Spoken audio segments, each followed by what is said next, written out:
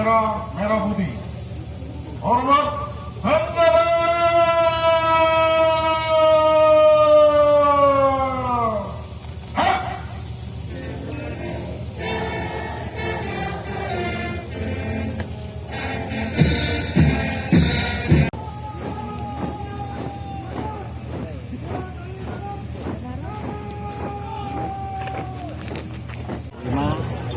Untuk menaikkan bendera itu taruhannya nyawa dari ini kita mengingatkan para pejuang, guru-guru kita, para orang tua kita yang telah berjuang memerdekakan negara kita ini sehingga kita dapat berdiri dan bersama-sama melaksanakan upacara di pagi hari berbahagia ini.